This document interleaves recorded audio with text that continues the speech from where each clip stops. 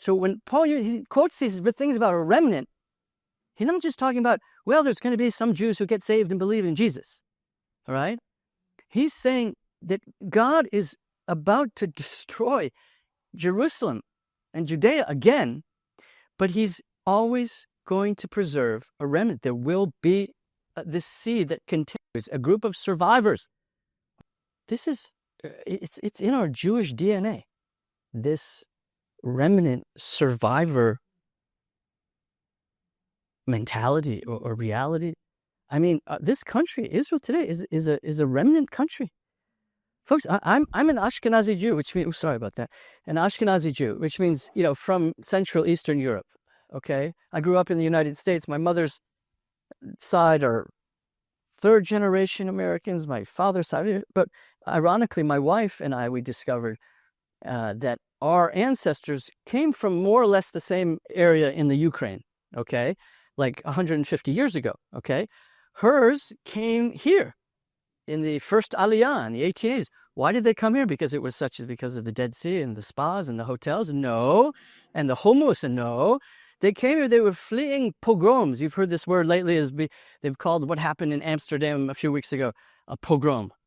I think it's a little overblown to call it a pogrom, whatever, but they're using a word of what happened in Eastern Europe, especially throughout generations when, especially around holidays like Easter, when the Ukrainians and this would go to church and get drunk and blah, blah, blah, and then they would go and let's go burn the Jews and kill the Jews. That was like the sport. And they were never, the Ukrainians and the Poles and these people, it was violent, but it was always short-lived. I guess when when the hangover left them, they were not systematic, fanatic ideologues like the Germans, right? The Germans, it was like when the Germans do something, and that's what the Nazi Holocaust became. But there was just these waves of pogroms all the time, and so the people were fleeing that. Her ancestors came here and were pioneers of the kibbutzes and this, that. She's fifth generation on her mother's side, which is very old for an Israeli. But I think of her and I think of me. I'm this close to having not been here, because my ancestors, another stream of them, they were in Europe and they're gone. They burned in the ovens of Auschwitz or something. We don't know. All right. But I was this close. I mean, all of us in this country. And those who fled from, in 1948 and 49 from the war and the Islamic jihad and all this stuff, we are a remnant, okay?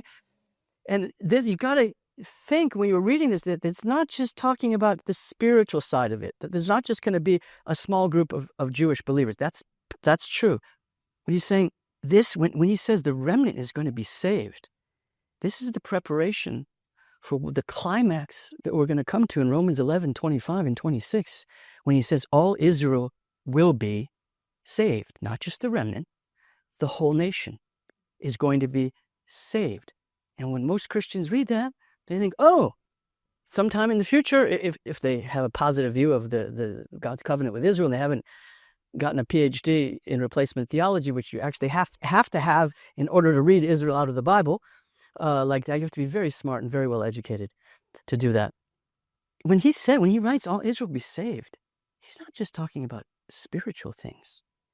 He's talking about deliverance, salvation. There's going to be war. There's going to be destruction. All the nations coming up against Jerusalem.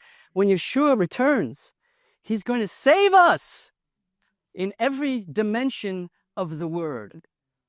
All the promises, spiritual, physics, all going to come together at this amazing, amazing climax of salvation of the remnant and of God's people, okay?